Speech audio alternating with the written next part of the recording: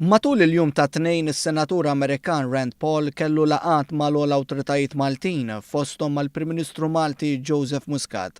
Is-Senatur Amerikan bi profil għoli mhux biss fil-Kungress Amerikan tant li anke kien fl-elezzjonijiet primarji għal President tal-Istati Uniti kellu kliem ta' tifħir għall Prim Ministru Malti.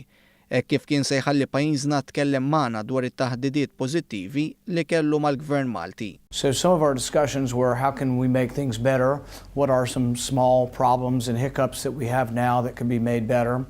And I think there's a great deal of possibility that will come from our discussions that when I return to the United States that I'm going to discuss with both the President and with his administration.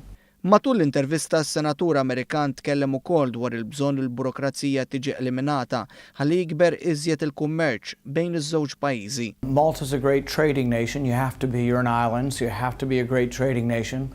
We're a big trading economy as well, and I think that making sure we have open channels of trade and increasing that is good.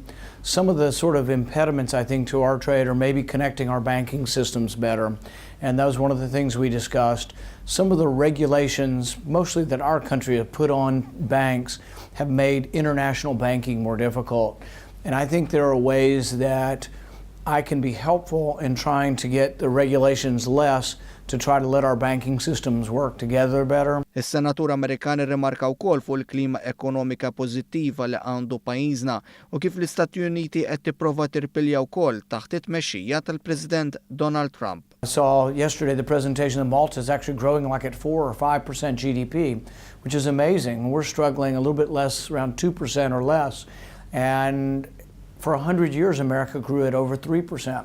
So we need to get our mojo back, and the way we get it back, I think, is by trying to get the government out of the way, and I think President Trump has done a good job of that. Intant is-Senatur Amerikan għandu rabta speċjali ma' Malta għaliex id-direttur tal-komunikazzjoni tiegħu għex tfulitu f'pajjiżna, propju f'Bormla.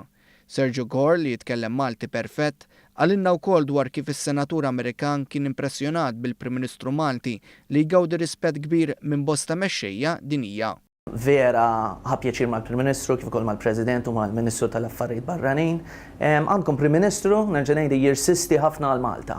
Pajjiż żgħir imma għandkom wieħed mill-ikbar Prim Ministri fl-Ewropa. Jiġri dejjem jaħdem għalikom kemm f'Washington, kemm f'Brussell, wieħed mill-iktar Prim Ministri involut magħna. Jiġifieri dejjem jirsisti għalikom kemm fil-kummerċ, kemm fir-rabta bejn l-Amerika u bejn Malta, għandkom biex tkunu kburin.